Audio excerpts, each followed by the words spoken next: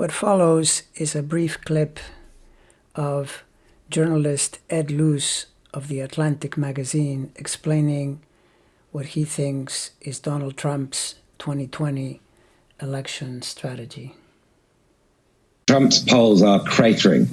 But that's the source, really, of the danger, which is that he sees, unlike any other president in American history, he sees this as a choice between him being reelected or him being dragged through the courts and possibly ending up in jail with the dismantlement of the Trump organization, etc.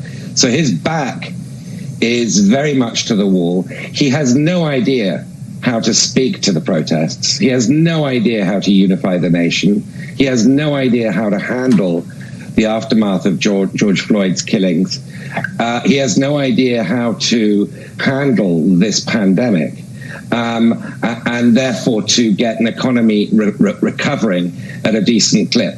None of the three great challenges that he's facing are ones he has any real ability or interest in addressing in a sensible way that other presidents might do. So what will Trump do?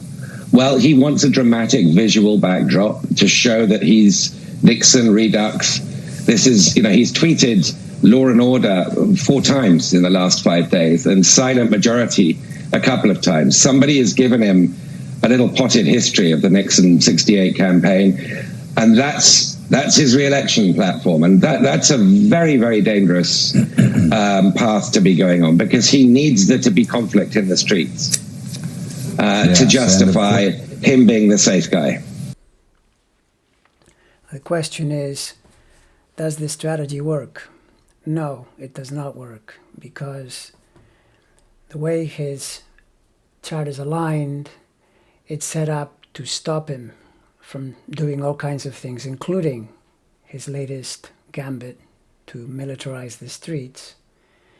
There's just too much everything. Saturn, Uranus, Neptune, Pluto, Eris, everything is blocking him. So he will try. He'll try all kinds of things. We already know his playbook. We're familiar with it. We've seen it the last several years. But it will not work.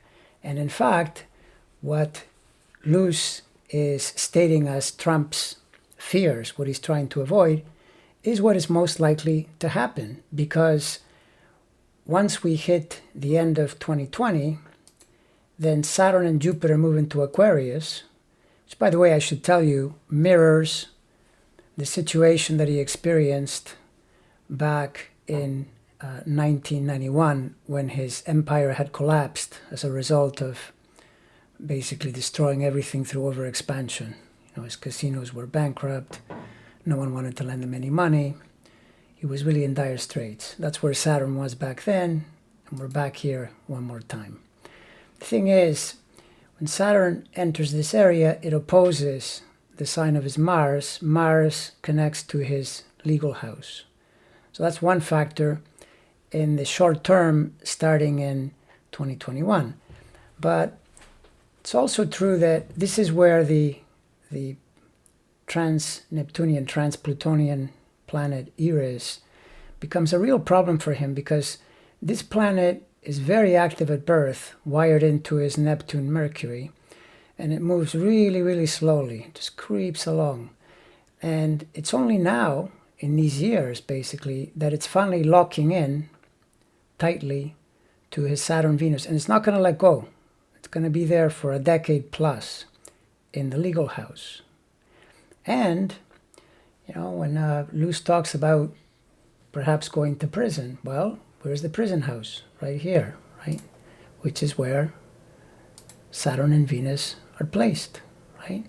And Eris is squaring them. However, on the jail topic, my guess is that that is more likely to happen when you get into the 23, 24, 25 range, when Saturn goes through Pisces, thereby entering the 8th house, a very problematic house for anybody, especially Trump, but also squaring the Sun and Moon at that point. And that is assuming that something much worse than that doesn't happen, because as I've said in a number of videos, the position of Neptune alone across several years, it's begun now and continues into the 23 period, as a matter of fact, 23-24 period, is very, very dangerous.